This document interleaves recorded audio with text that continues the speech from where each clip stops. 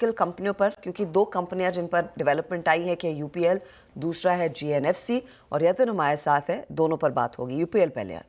Good morning Arshada. देखिए, दो chemical stocks आज फोकस में है। यूपीएल, यहाँ दो खबरें हैं। सबसे पहले कंपनी ने राइट्स इशू की अनाउंसमेंट कर दी है और 360 रुपये प्रति शेयर के हिसाब से आपको राइट्स दिया जाएगा।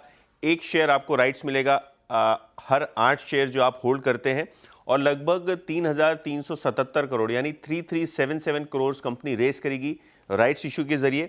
इसके अलावा यूपीएल जो है अपना लगभग 9% हिस्सा है एडवांटा में बेचेगी, जो इनका सीड्स और जो क्रॉप बिजनेस है, अल्फा वेव करके एंटिटी है, उसको $250 मिलियन के लिए। तो कुल मिला के जो है कंपनी लगभग 5,000 करोड़ से ज़्यादा धनराशि जुटाएगी, जिससे कर्ज कम करने की कोशिश जो है यूपीएल करता हुआ दिखाई पड़ेगा। तो एक बड़ा न्यूज़ जो मार्केट इतने दिनों से अवेट कर रहा था, कहीं ना कहीं ये स्टॉक के लिए एक सेंटिमेंटल पॉजिटिव हो सकता है। इसके अलावा जीएनएफसी, इन्होंने इनियोस के साथ एक एमओयू साइन किया है, जहां वो एसिटिक एसिड का एक प्लांट लगाएंगे मेक इन इंडिया के प्रोग्राम के तहत। आप अगर जानते हैं तो इंडिया लगभग 85% अपनी रिक्वायरमेंट जो है एसिटिक एसिड की इंपोर्ट के जरिए जो है वो करती है मीट। और कहीं ना कहीं ये जो 600 किलो टन का जो प्लांट है, वो जीएनएफसी अपने भरूच जो गुजरात में प्लांट है उसके एक्सपेंशन के लिए कर सकती है। तो जीएनएफसी एक बड़े केपेक्स के अनाउंसमेंट के बाद शेयर फोकस में रह सकता है। तो जीएनएफसी और साथ ही साथ यूपीएल दोनों के लिए बड़ी डेवलपमेंट्स, और इस सेक्टर को क्लोजली अजय जोशी दरअसल ट्रैक करते हैं। उनको फटाफट से जोड़ लेते हैं अनुज, उनसे समझ में आएगा कि कितना बड़ा मूव रहेगा ये। यूपीएल पहले Ajay, good morning, thank you for your time. ये पहले मुझे याद है अडवांटा का 2025 में दरअसल आने वाला था आईपीओ, क्या उससे पहले थोड़ी सी पहल की जा रही है? जी गुड मॉर्निंग, नमस्ते। आई थिंक आईपीओ से पहले की पहल तो मैं इसे नहीं बोलूंगा। कहीं ना कहीं मुझे लगता है कि आईपीओ थोड़ा बहुत डिरेल हो रहा है। जबकि एडवेंटा में जो स्टेक सेल अभी हुआ है अल्फा वेव को, पिछले साल यूपीएल ने थोड़ा बहुत स्टेक बेचा था केकेआर को, अभी उन्होंने बेचा है अल्फा वेव को। तो इसके थ्रू जो ये एक्सरसाइज है ओवरऑल अपनी नेट डेट रिड्यूस करने की यूपीएल की एक्सरसाइज है, और वही चलता रहेगा आगे जाकर के भी। आई वोंट बी सरप्राइज्ड कि वो एक और प्राइवेट इक्विटी फर्म को थोड़ा बहुत स्टेक एडवेंटा में बेचेंगे। आफ्टर दिस सेल यूपीएल के पास 74-75% एडवेंटा का स्टेक रहेगा। It will still be the majority owner, मगर बट आई सी और जो मुझे स्ट्रीट से सुनने में आ रहा है कि आईपीओ की बजाय यूपीएल प्राइवेट इक्विटी फर्म्स पे ही फोकस करेगा to raise cash to reduce its debt. तो आईपीओ तो अभी मुझे अगले 2 से 3 साल में एडवेंटा के लिए कहीं भी रडार में नहीं दिख रहा है।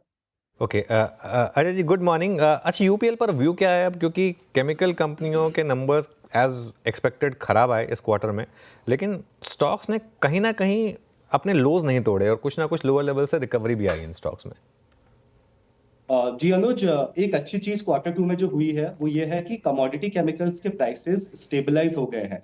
पिछले 12 से 15 महीने में हमें जो प्राइस में वॉलेटिलिटी दिख रही थी, जो फ्लक्चुएशन वीक ऑन वीक आ रहा था, चाहे सोडा ऐश हो, फिनॉल हो, एसिटिक एसिड हो, वो क्वार्टर 2 में जाकर के थोड़ा कम हो गया था। सो इस वजह से कंपनीज को अच्छी विजिबिलिटी आ गई थी अपनी रॉ मटेरियल सोर्सिंग के लिए, रॉ मटेरियल प्राइसिंग के लिए, साथ ही साथ एंड मार्केट में अपने कस्टमर्स के पास से मार्जिन अटेन करने के लिए।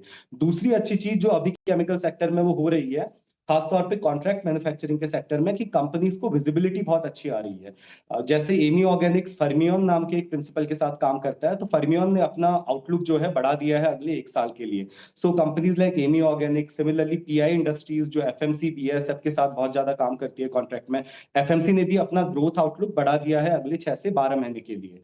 So which is a good sign. Chemicals में ओवरऑल अब थोड़ी बहुत विजिबिलिटी आती हुई दिख रही है, both from the raw material side as well as from the demand side. तो ये एक बहुत अच्छी चीज अभी हम लोग मूव कर रहे हैं। सो क्वार्टर 3 एंड क्वार्टर 4 थोड़ा अच्छा रहेगा कंपेयर टू लास्ट ईयर के क्वार्टर 3 एंड क्वार्टर 4 से, क्योंकि कंपनीज के पास डिमांड जो ऑर्डर बुक है उसकी विजिबिलिटी काफी अच्छी है। जीएनएफसी ये जो एसिटिक एसिड प्लांट लगा रहा है इनियोस के साथ मिलकर, कितनी बड़ी अपॉर्चुनिटी रहेगी? क्योंकि उनकी प्रेस रिलीज खुद कहती है कि 85% हम इंपोर्ट करते हैं, तो ये भारत में कितना बड़ा मार्केट रहेगा और पियर्स पर क्या इम्प्लीकेशंस? जी ये मार्केट है अराउंड 900 से 1000 मिलियन यूएस डॉलर का मार्केट है इंडिया में। उसमें से राइटली सेड 80 to 85% इंपोर्ट होता है हमारा। चाइना एक बड़ा सप्लायर है इंडिया को, और अनफॉर्चुनेटली अभी इंडियन गवर्नमेंट जिस हिसाब से एंटी डंपिंग ड्यूटीज लगा रही है टू शन द चाइनीज सप्लायर्स, ये बहुत ही पॉजिटिव मूव है इस सेक्टर में। जुबिलेंट इंग्रेविया, लक्ष्मी ऑर्गेनिक्स, दो बड़े कंज्यूमर्स हैं एसिटिक एसिड के जो अभी इंपोर्ट डिपेंडेंट है। तो डोमेस्टिक मार्केट को कैप्चर करने के लिए ये बहुत अच्छी अपॉर्चुनिटी है for a company like GNFC. So बहुत पॉजिटिव मूव है और बेनिफिट करेगा कंपनी को भी in terms of margins, in terms of sales.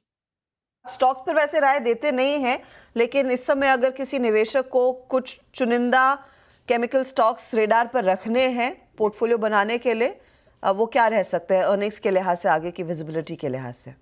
जी, एक तो मुझे नियोजन केमिकल्स बहुत अच्छा लग रहा है क्योंकि उनके फ्यूचर कॉन्ट्रैक्ट्स एक्साइड के साथ हो चुका है battery chemical electrolyte LiPF6 supply करने के लिए। इसके अलावा they are also in advance talks with Ola Electric. तो जैसे ही एक्साइड और ओला का प्लांट आएगा इन इंडिया में, Neogen will be the first mover, उनको सबसे पहले ऑर्डर्स मिलेंगे इस सेक्टर में।